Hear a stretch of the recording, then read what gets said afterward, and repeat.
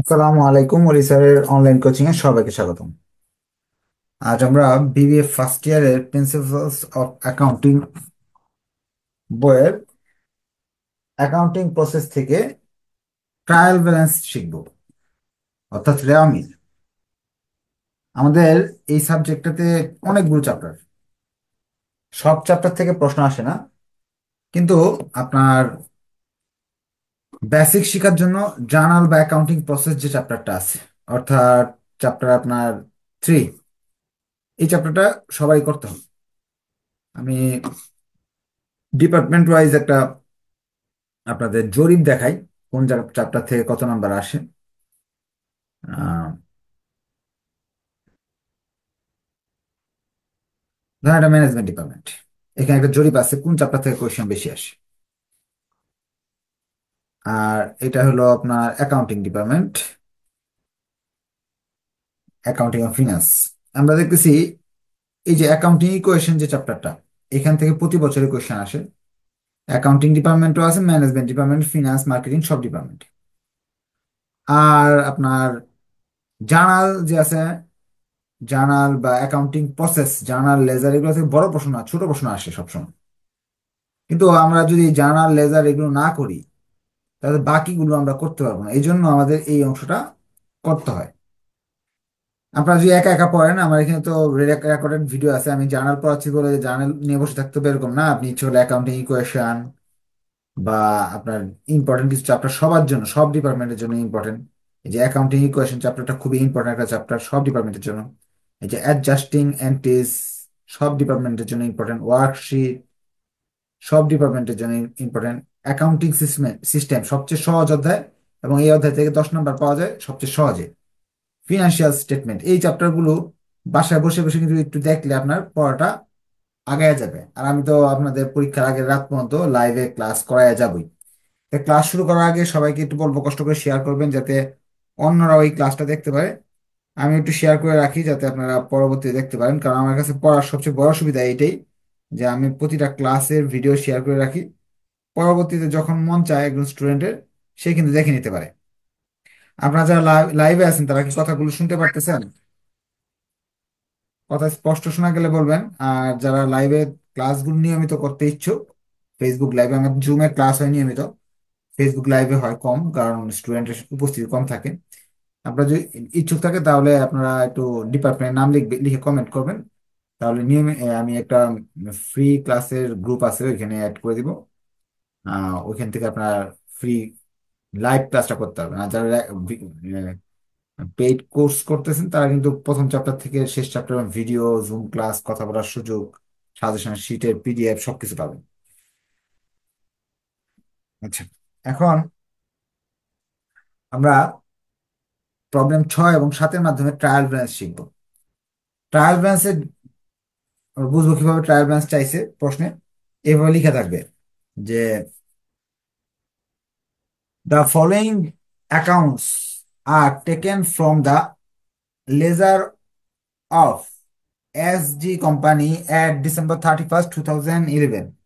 S G company একটা trial balance দেওয়া আছে, মানে আপনার লেজার অ্যাকাউন্ট দেওয়া আছে, অর্থাৎ হিসাব দেওয়া আছে, খতিয়ান, খতিয়ানের হিসাব দেওয়া আছে। দিয়ে তারা বলতেছে নিচে প্রিপেয়ার ট্রায়াল ব্যালেন্স, আপনাকে বলতেছে একটা ট্রায়াল ব্যালেন্স তৈরি করে দেখাও, গুড ফর্ম। ট্রায়াল ব্যালেন্স মানে রেওয়া মিল, রেওয়া মিল করার জন্য আপনাকে একটা ছক করে নিতে হবে, এরকম একটা ঘর করে নিতে হবে। যারা জুমে আছেন তারা কিন্তু কোয়েশ্চেন করতে পারবেন যে স্যার অঙ্কটা বুঝি নাই। আমাদের প্রবলেম এটা কত, 6 মনে হয়। এরকম একটা ছক করে নিতে হবে।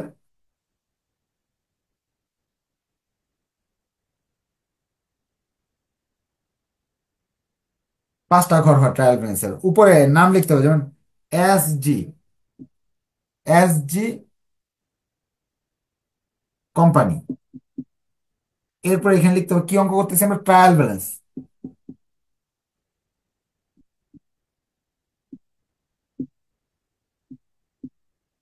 এরপর স্টেপে আমাদের লিখতে হবে একটা তারিখ লিখতে হবে। আর তারিখ লেখার এখানে জায়গা রাখিনি, এই জায়গায় লিখতেছি, কিন্তু আপনি লিখবেন এটা নিচে। অ্যাজ এট 31st December 2011, এরকম ভাবে লিখতে হবে। লেখার পরে এই ঘরটার নাম হলো সিরিয়াল নাম, এই ঘরটার নাম হলো অ্যাকাউন্ট টাইটেল,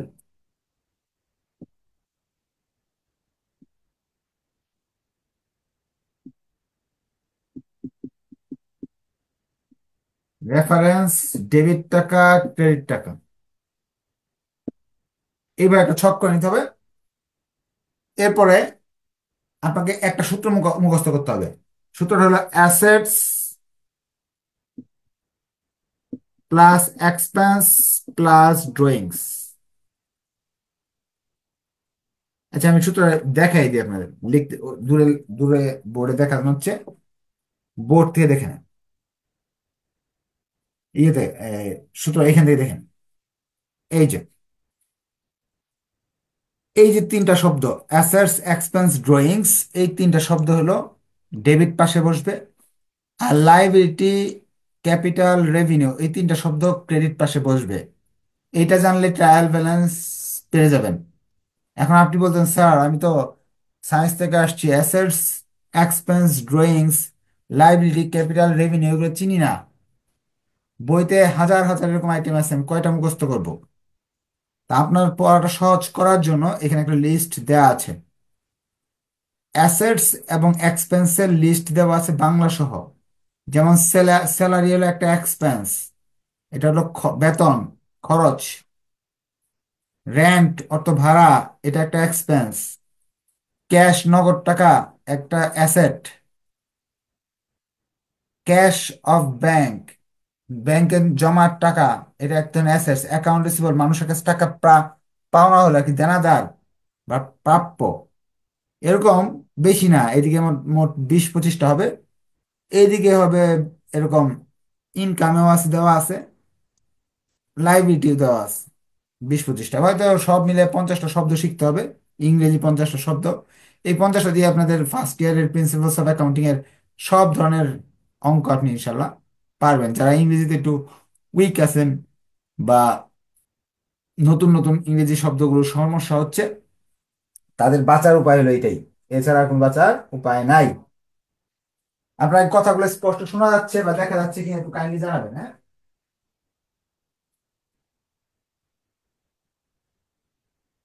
তো আমরা অঙ্ক শুরু করে দিচ্ছি। এখানে এই যে ইকুইপমেন্ট, এটা এক ধরনের অ্যাসেট, 88,000 টাকা। এটা কিভাবে লিখবো? এই জায়গায় লিখবো এক, এক লিখে এখানে লিখবো ইকুইপমেন্ট,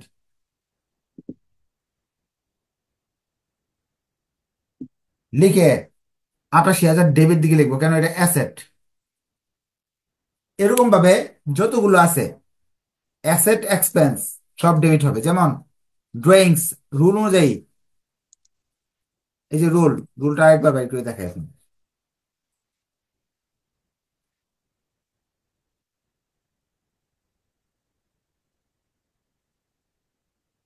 রুলে এই যে ইকুইপমেন্ট, এই যে ডেবিট পাশের হিসাবগুলো, ডেবিট পাশের হিসাবগুলো, এর মাঝে পাইছিলাম আমরা ইকুইপমেন্ট, আর তারপর পাইলাম হলো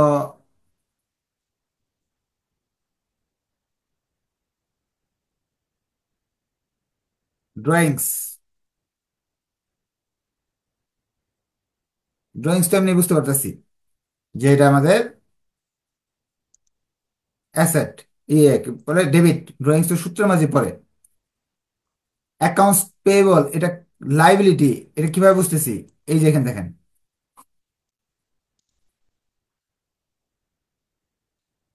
অ্যাকাউন্টস পেয়েবল, এই যে বন্ডস পেয়েবল, বিলস পেয়েবল, নোটস পেয়েবল, এই যে অ্যাকাউন্টস পেয়েবল, এগুলো সব লাইবিলিটি। তো এটা কি হবে? ক্রেডিট। এভাবে লিস্টটা যদি মুখস্থ থাকে তাহলে এই অঙ্ক আপনি সহজে পারবেন। স্যালারি এক্সপেন্স, এক্সপেন্স এক্সপেন্স শব্দ দেওয়াই আছে এখানে, আর নতুন করে তো আর দেখার কিছু নাই এখানে। এক্সপেন্স শব্দটা এখানে দেওয়াই আছে, তাহলে এটা কি হবে?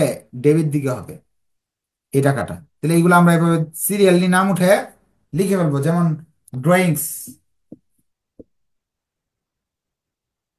এই আইটেমগুলো, কোনো আইটেম যদি আপনি না বুঝেন, যারা জুমে আছেন হ্যান্ড রাইজ করে কোয়েশ্চেন করতে পারবেন। আর যারা লাইভে আছেন তারা কিন্তু কমেন্ট করেও প্রশ্ন করতে পারবেন যে স্যার এটা বুঝি নাই। এই অ্যাকাউন্টস পেবল কিন্তু ক্রেডিট পাশে লিখলাম। আর এগুলো স্যালারি এক্সপেন্স। আচ্ছা, আপনাদের আরেকটা টেকনিক শিখিয়ে দিব যে প্রশ্ন যদি কঠিনও হয়, আইটেমটা যদি আপনি নাও চিনেন, কিভাবে সমাধান করবেন।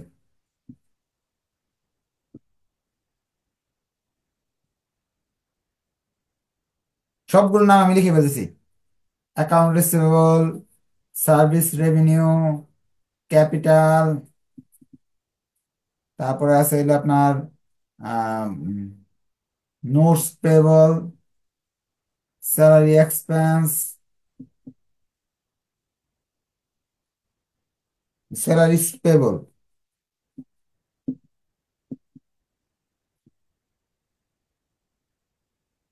তারপরে insurance, insurance expense, prepaid insurance. প্রশ্নটা উঠাই দিছি, ক্যাশ।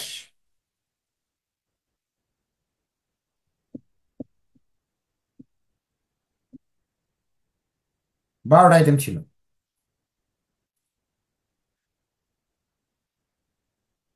12টা আইটেম ছিল। এই 12টা আইটেমের টাকাগুলো এখন উঠাবো আমি।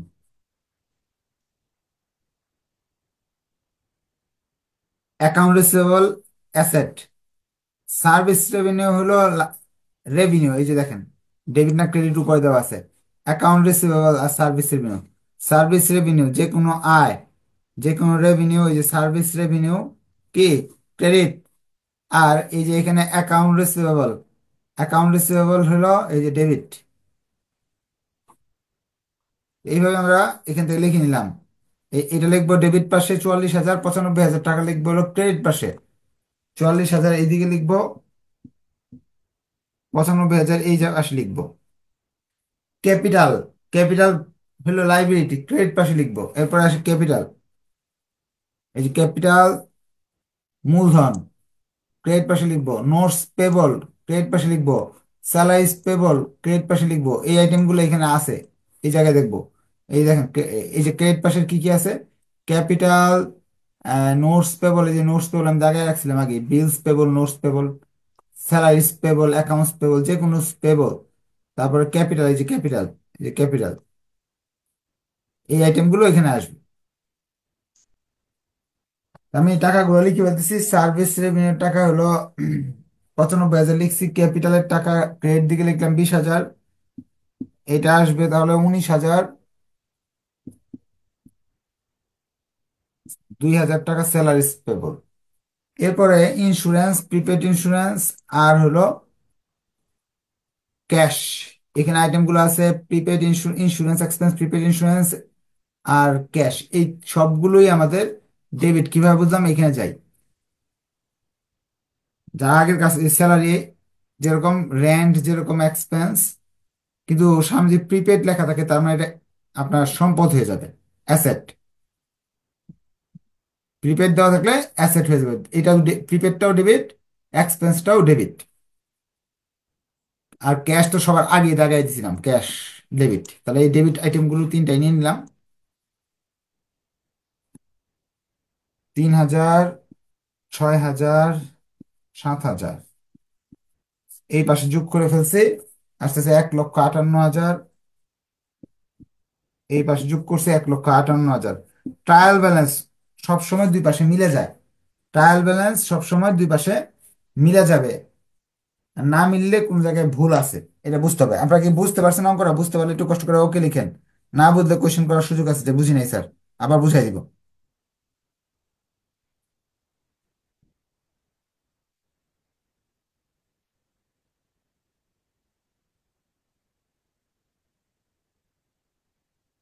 আপনাদের এই ট্রায়াল ব্যালেন্স মিলানোর আর কিছু টেকনিক আমি শিখিয়ে দেবো এর এখান থেকে।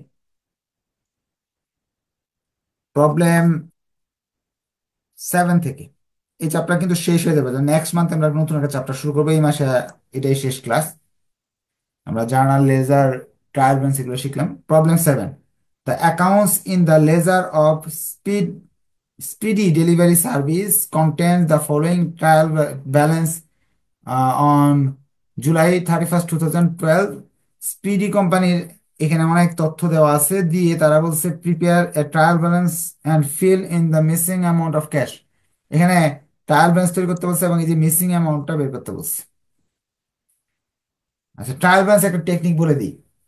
আপনার ধরেন একটা আইটেম, এই আইটেমটাকে আপনি চিনেন না, ড্রয়িং, ধরে নেন আপনার এটাকে চিনতেছেন না, একটা আইটেম ওই অ্যাকাউন্ট রিসিভেবল, এই আইটেমটাকে আপনার চেনা নাই। এখন এই 44,000 টাকা যে আছে, এটা কোথায় বসাবেন? এখন আপনি তো কি করতে পারেন, কারণ কি একটা আইটেমের জন্য অঙ্ক ছেড়ে আসবেন? অবশ্যই না। যখন এসএসসি পরীক্ষায় এ, বি, সি, ডি চারটা অপশন থাকতো এমসিকিউ, যখন পারতেন না তখন আপনারা কি করতেন বলেন তো? আন্দাজে একটা দিয়ে আসতেন, যে যা যেটা হইলো হইলে, না হইলে তো নাই, আর হইলে তো হয়েই গেল। তো দুইটা আপনার কাছে অপশন, এবার দুইটা সঠিক হওয়ার সম্ভাবনা 99%, কারণ কি এই দুইটার মধ্যে একটা হওয়ার সম্ভাবনা আছে। তা এটা আপনি আন্দাজ যদি বসায় দেন, তাও 50-50 চান্সেস হওয়ার। পরবর্তী যখন যুগ নামাবেন, দেখবেন আন্দাজ যে বসাইছিলেন যদি মিলে যায়, তাহলে হয়ে গেল 100%, আপনি পেয়ে গেলেন নাম্বার। যদি না না মিলে, ধরেন এইদিকে দিলে মিলবে না, এইদিকে কম পড়বে, এদিকে বেশি হয়ে যাবে, তখন বুঝে নেবেন যে এই যে আইটেমটা আমি এটা ভুল করছিলাম, এটা আমি এইদিকে বসাই, ভুল করছি বলে মিলতেছে না, তখন এই দিক দিয়ে বসাবেন, তখন মিলে যাবে। তো এই ট্রায়াল ব্যালেন্সের সুবিধা আছে, একটা দুইটা আইটেম যদি না বুঝেন, তাহলে আপনি তো জানেন এটা যোগফল সবসময় মিলে যাবে। এই টেকনিক ইউজ করে আপনি ইচ্ছা করলে ট্রায়াল ব্যালেন্সটা সঠিকভাবে করতে পারেন। আচ্ছা, আরেকটা অঙ্ক আমি দ্রুত করে ফেলবো। প্রবলেম 7।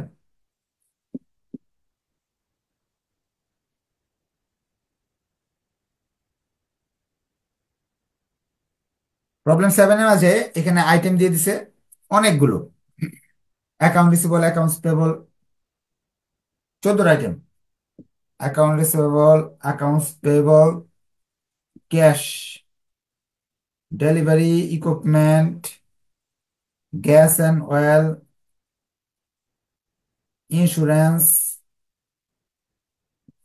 তারপরে হলো আপনার notes payable, prepaid, insurance, repair, expense, service revenue, drawing,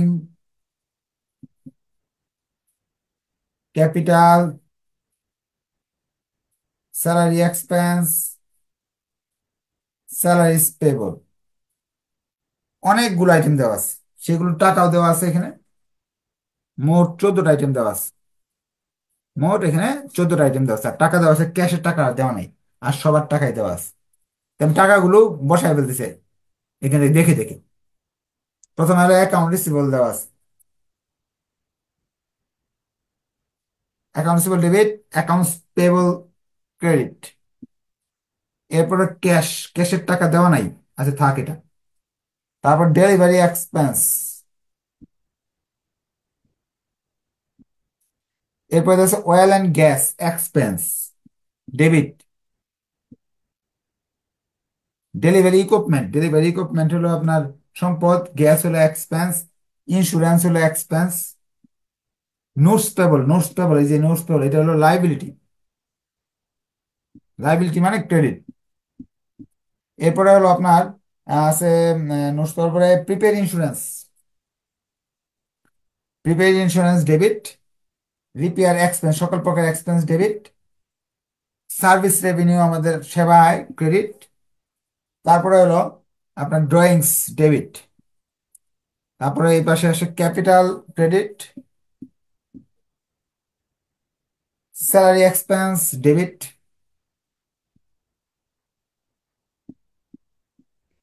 এই হলো আমাদের সকল প্রকার এক্সপেন্স, লাইব্রেরি নিয়ে আসলাম।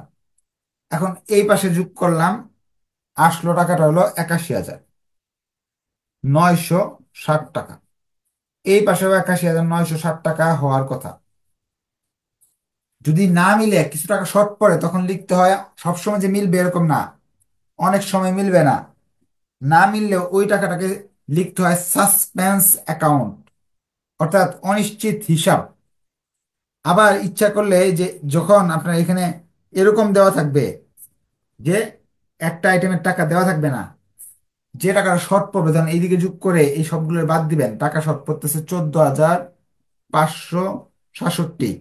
14,567 টাকা শর্ট পড়তেছে, এটা টাকা কিন্তু দেওয়া নাই। আমি 14,567 লিখে ওইখানে দিয়ে দিলাম, আমার হিসাবটা কিন্তু মিলে গেল। এবারে এভাবে মিসিং অ্যামাউন্টও আপনি বের করতে পারবেন। এই ছিল আমাদের অঙ্ক। আর আমরা এই চ্যাপ্টারটা শেষ করে ফেলছি, একজন আমার সাথে কথা বলতে যাচ্ছে, বলেন কি প্রশ্ন জানতে চাচ্ছি। স্যার, আসসালামু আলাইকুম। ওয়ালাইকুম সালাম, বলেন। স্যার, টেস্ট পরীক্ষার ডেট দিয়ে দিছে বুঝছেন, ফেব্রুয়ারির 12 তারিখ। জি জি। এখন অনেক টপিক তো আমরা মানে আমি আসলে কিছুই জানি না আর কি, কোন টপিক থেকে কেমন কোশ্চেন আসে বা কি টেস্ট পরীক্ষায় কিভাবে কোশ্চেন আসে। এখন আপনার তো রেকর্ডেড ক্লাস গুলো দিয়ে দিছেন গ্রুপে, এখন কোন কোন টপিক গুলো পড়লে মানে টেস্ট পরীক্ষায় মোটামুটি একটা আচ্ছা, কিছু করতে পারবো। আর এখানে হ্যাঁ, আচ্ছা বলেন আর কি বলতে চাচ্ছি। হুম, বলেন।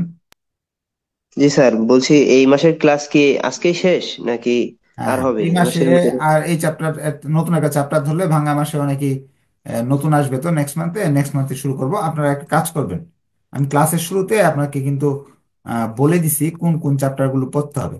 কিন্তু আবার টেস্ট পরীক্ষা অনেক সময় আপনাদের ডিপার্টমেন্টও 100% উপর পরীক্ষা হয় আপনাদের। বিগত সালের কোয়েশ্চেন দেখবেন যে 80 নম্বরের কোয়েশ্চেন হয়, 100 নম্বরের কোয়েশ্চেন হয়। 100 নম্বরের মাঝে আপনার ওই এই কি বলে, সরি, 80 নম্বরের কোয়েশ্চেন হয়। 80 নম্বরের মাঝে হলো সি পার্টের 5টা আনসার করতে হয়, বি পার্টের 5টা আনসার করতে হয়, এ পার্টের 10টা আনসার করতে হয়। এগুলা আপনাদের বইয়ের সামনে দেওয়া আছে। এখন আপনি কোন চ্যাপ্টারগুলো ইয়ে করবেন, আনসার করবেন, এখানে লেখা আছে যে ডিপার্টমেন্ট যদি আপনি হন অ্যাকাউন্টিং বা ফিনান্স, তাহলে আপনার কিন্তু এই জায়গায় লেখা আছে A+ পেতে হলে এই চ্যাপ্টারগুলো পড়তে হবে। 5 নাম্বার তুলতে হলে এই চ্যাপ্টার পড়তে হবে। ধরুন আপনি যদি ম্যানেজমেন্ট ডিপার্টমেন্টের হয়ে থাকেন, তাহলে এই যে দেখেন লেখা আছে যে A+ পেতে হলে এই চ্যাপ্টারগুলো পড়ুন, আপনি পাস করতে চাইলে এই চ্যাপ্টারগুলো পড়ুন, এইভাবে লেখা আছে। আপনি যদি মার্কেটিং এর হন, তাহলে এটা মার্কেটিং এর শিটের মাঝে এটা লেখা আছে। ওই চ্যাপ্টারগুলো আপনি পড়ে যেতে পারেন রেকর্ডেড ভিডিও দেখে দেখে, হ্যাঁ। আর নেক্সট মান্থ আবার ক্লাস হবে। আর আপনাদের মেসেঞ্জার গ্রুপ তো আছে, ওখানে অন্যদের সাথে একটু কথাবার্তা বলেন, তারাও আপনাদের হেল্প করবে ইনশাল্লাহ। ধন্যবাদ সবাইকে, নেক্সট ক্লাসে দেখা হবে। আল্লাহ হাফেজ, আসসালামু আলাইকুম।